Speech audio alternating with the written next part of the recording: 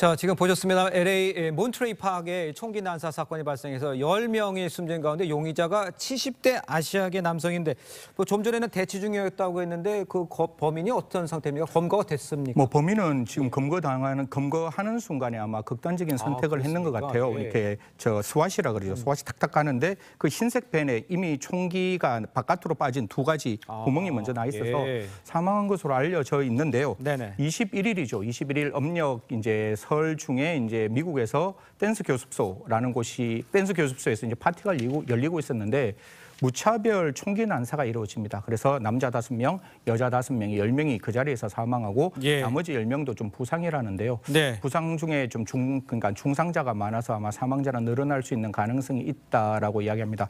범죄 동기에 대해서는 지금 명확하게 밝혀지지 않았는데 LA 카운티 쪽 보안관의 입장에서는 정오 범죄일 수도 있고 또 하나는 가정불화의 문제일 수도 있다.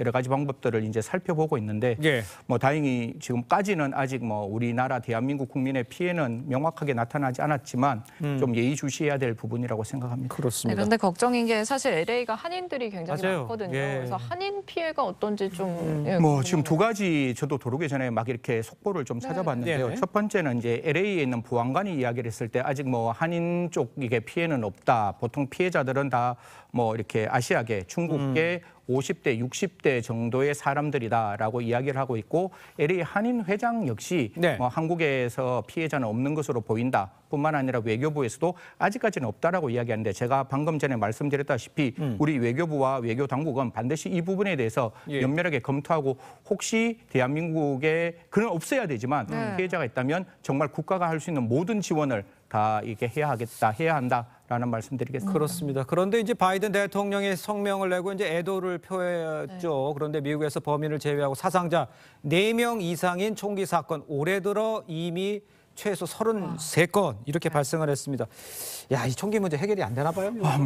저도 이제 미국에 있을 때 그런 부분에 대해서 같이 이렇게 미국인들하고 이야기하면 미국인들은 셀프 디펜스, 자기 방어를 위해서 총기는 반드시 필요하다라고 이야기를 하고 있고 여러 가지 대통령들이 총기에 대해서 규제를 하기 위해서 많은 노력을 했지만 총기 관련된 협회의 어떤 강력한 로비로 이게 방어가 안 되고 규제가 안 되고 있는데 지금 사건에서 저는 깜짝 놀랐는 게 미국에서도 총기를 가질 때 단발만 가능합니다. 땅 이런 것만 가능한데 지금 제가 10발 이상 들어가는 그 총기 어떻게 보면 자동 총기일 수도 있는 그런 무기가 사용됐다고 하는데요. 이런 부분에 대해서는 다른 나라지만 좀 이런 총기 규제가 좀 적극적으로 되어야 하지 않을까 그렇게 말씀드리겠습니다.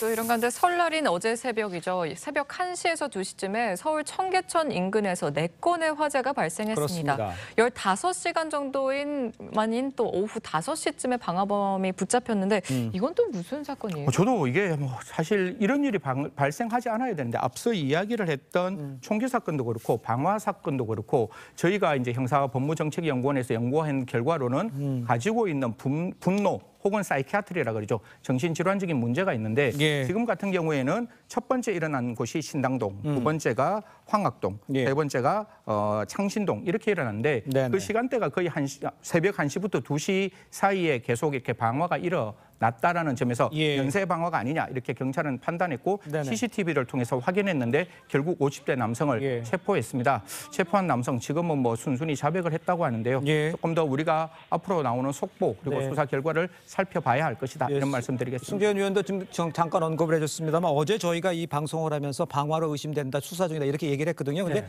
잡혔다는 거 아니에요? 그렇습니다. 진행상 수사가 좀 나온 게 있습니까? 50대 남성을 어제 이제 오후에 체포했는데 지금 자세한 내용은 더 이상 나오지 않고 있고 지금까지 나온 것은 경찰이 범행 동기, 수법 이런 것들을 조사하고 있는데 지금 50대 용의자가 범행을 시인했다. 여기까지 이야기가 나왔습니다. 그렇군요. 또 최근 한 달 새 3배 가까이 오른 난방비로 좀 당황하신 분들 많을 겁니다. 정부는 러시아 우크라이나 전쟁과 또 환율 상승 여파로 가스 요금을 올릴 수밖에 없다. 앞으로 더 올릴 수도 있다. 이런 예고를 내놨는데 사실 좀 어떻게 보세요? 지금 물가도 굉장히 많이 오르고 있어서 힘든 상황이거든요. 가스 요금이 이미 많이 올랐거든요. 그래서 많은 분들이 지금 난방비 폭탄을 맞았다고 인터넷에 토로하고 있는데 앞으로 더 오를 가능성이 제기가 되는 거예요. 왜냐하면 작년에 우리나라가 전년 대비 LNG 수입 물량이 1% 정도 늘었습니다.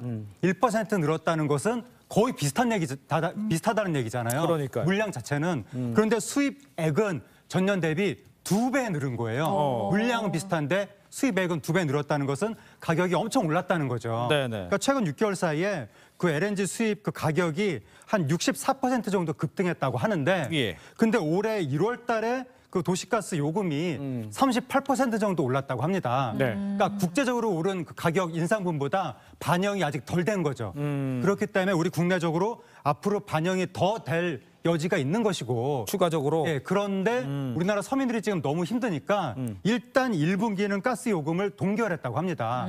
하지만 2분기 때부터는 요금이 어떻게 될지 지금 알 수 없는 상황입니다. 사실 이 부분에 대해서도 제가 많은 고민을 하고 있는데 중요한 거는 가스라는 건 서민들이 사용하는 거잖아요. 저희 집도 가스를 사용하고 있는데 이게 중앙난방하고 개별난방이 다 달라져 있습니다.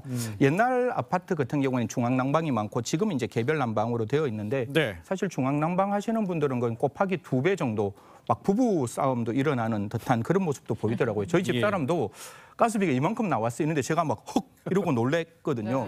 그래서 이런 부분들 때문에 서민들은 굉장히 큰 어떤 충격을 받고 있는데 여기서 가스공사 입장을 제가 좀 말씀드리면 미수검이라는 게 있습니다. 이게 뭔가 하면 영업손실이 나는 거예요. 영업손실이 2021년에 1조 8천억인데 지금은 8조 8천억으로 늘어났습니다.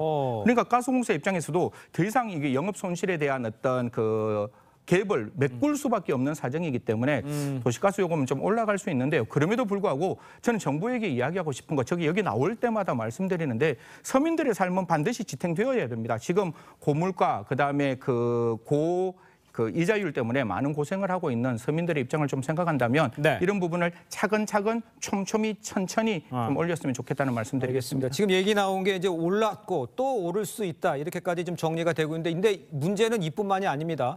도시가스와 전기요금 인상에 이어서 앞으로 대중교통 또 상하수도 요금 또 줄줄이 오를 예정이라고 하는데 야 이거 서민들 부담이 꽤 커질 것 같아요. 지금 택시 타고 저 가끔씩 다니거든요. 이게 택시가 3,800원인데 이렇게 돈이 탁탁탁탁 올라갈 때마다 철렁 이러고 있는데 이게 4,800원으로 오른다고 합니다. 저는 택시 운전하시는 분들의 그 어떤 산업금을 생각하면 올리는 거 분명히 저는 필요하다고 보고 저녁에 지금 택시 대란이 일어나는 첫 번째가 택시 요금이 낮았다. 그리고 유럽이나 미국에 비하면 분명 택시 요금은 낮는 거는 맞는데 제가 거듭 말씀드리지만 삼중고에 시달리고 있는 서민들 때문에 이런 요금을 좀 천천히 올려줬으면 좋지 않겠느냐 이런 생각을 하는데요. 이런 부분 사실 두 가지 양마리 토끼 우리 올해 토끼띠잖아요. 그럼 토끼 2마리 다 잡는다라고 이야기하는데 서민의 생활도 안정하면서 택시 운전자들의 그 복지도 좀 올릴 수 있는 양수겹장할 수 있는 정말 탁월한 정책이 만들어지기를 희망하고 있습니다. 또 다른 소식도 좀 짚어보죠. 한편 배우 박소담 씨죠. 어제 SNS를 통해 받은 외모 비하 또 암 수술 이력 등을 언급한 악성 댓글들을 공개했습니다. 그러면서 앞으로 더 활발한 활동하겠습니다. 원본은 저장해둘게요. 이랬는데 공개 대응에 나선 것 같아요. 그러니까 박소담 씨가 본인이 다이렉트 메시지를 받았다는 거예요. 어느 악플러한테. 그런데 그 메시지 안에 뭐 외모 비하라든가 그리고 또 박소담 씨가 암 수술을 받았는데 그것과 관련해서 또 입에 담을 수 없는 그러한 또 이제 그 비하적인 표현들이 있었다고 합니다. 그리고 이러한 메시지가 이번에 처음이 아니라 2020년부터 지속적으로 있었다는 거예요. 아마 본인이 참다가 이번에 공개한 것 같은데 거기에 대해서 많은 네티즌들이 박소담 씨를 지금 지지하고 있고 뭐 법적인 대응을 해라 이러한 요청도 있었는데 박소담 씨가 일단은 그 법적인 대응을 한다는 얘기는 없고 뭐 새해 복 많이 받으세요 이런 식으로 의연하게 대처를 했는데 그러면서 한편으로는 원본은 저장해 둘게요. 라고 이야기를 했거든요. 그러니까 원본을 저장해 둔다는 얘기는 이대로 악성 다이렉트 메시지가 계속 온다면 앞으로는 법적인 대응을 할 수도 있다라는 걸 암시하고 있는 것 같습니다. 그렇군요. 한때는 막 무풀보다 악플보다 관심이다 막 이런 말까지 나왔는데 절대 아니라고 하거든요. 연예계에서는. 최근에는 악성 댓글에 연예인뿐 아니라 일반인도 사실 피해자가 되고 있는 일이 좀 늘어나고 있습니다. 이럴 경우 법적으로 좀 어떻게 대응하고 처벌을 받을 수 있을까요? 사실 제가 이 부분에 대해서 시청자 여러분께 꼭 말씀드리고 싶은 게 그냥 댓글을 악플러로 다는 분들은 그냥 하나 던지는 돌 돌멩이라고 생각하는데 네네. 받는 사람 입장에서는 정말 하늘이 무너지는 충격인 거거든요. 예. 그래서 이런 댓글을 다실 때 굉장히 좀 조심하시고 서로 간의 인격을 존중했으면 좋겠는데 예. 대한민국 형법은 3가지로 되어 있습니다. 첫 번째는 이게 정보통신망법에 따르면 허위 사실이나 아니면 진실한 사실이라도 명예를 훼손하면 가중처벌합니다. 예. 형법 307조 1항에 따르면 예. 진실한 사실, 허위의 사실을 이야기를 하면 명예훼손죄로 처벌하고 예. 이게 과거나 현재에 입증할 수 없는 흔히 말해 욕설을 하면 모욕죄로 처벌받을 수 있는데요. 지금 같은 경우에는 그 내용들이 제가 봐도 입에 담을 수 없는 욕설들이 지금 되어 있는 부분들이 있습니다. 예. 아까 제가 말씀드렸다시피 이거 그냥 나와 있으니까 시청자분께 말씀드리면 못생긴 게 꼴의 여주인공, 본인의 주제를 모르네, 현실 직시 좀 하자.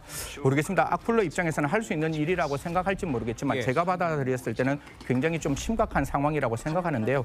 대법원에서는 이런 부분에 대해서 공적 인물 이론이라 그래서 예. 모욕 사실에 대해서 조금 더 완화, 조금 더 넓게 판단하고 있는데 저는 모르겠습니다. 앞에 저 문화평론가 계시는데 네네. 저는 똑같은 공인이라 할지라도 사람의 명예는 똑같다라고 생각합니다. 그러면 그 부분에 대해서는 좀 엄중하게 처벌이 필요하지 않을까 알겠습니다. 그런 생각도 있습니다. 연예인들 요즘 악성 댓글에 많이 시달리고 있고 또 그게 힘들어한다는 것들 많이 얘기하죠, 바깥으로. 그러니까 이제 네티즌들이 나는 그냥 뭐 내 안 좋은 감정을 표현했을 뿐인데 뭐가 이게 죄가 되느냐라고 가볍게 생각하는 경우도 있지만 네. 당하는 사람 입장은 그게 아닌 거예요. 그렇죠. 그러니까 이게 그 악플을 계속해서 받다 보면 예. 영원히 파괴되는 고통을 겪게 되거든요. 그러다 보니까 정신적으로 굉장히 피폐해지고 예. 뭐 여러 가지 뭐 의학적인 어떤 처치를 받아야 된다거나 네. 심지어는 극단적인 선택을 하는 경우까지 있다 보니까 맞아요. 그래서 지금은 악플은 절대로 해서는 안 되는 행위고 예. 반인륜적인 가해 행위다라는 것에 대해서 많은 분들이 지금 공감을 하고 있습니다. 예. 그래서 네티즌들도 항상 하는 얘기가 법적으로 대응해라 이렇게 이야기하고 있는데 아직도 일부 악플러들이 이러한 그 시대적인 변화를 모르고 여전히 악플을 쓰고 있는 것 같은데 예. 연예인들이 앞으로는 더 강경하게 대처를 해야 될 것 같습니다. 알겠습니다. 자, 범죄라고 생각하시는 것이 좀 옳을 것 같아 보입니다. 자, 두 분과는 여기서 인사 나누겠습니다. 고맙습니다. 감사합니다. 감사합니다. 감사합니다.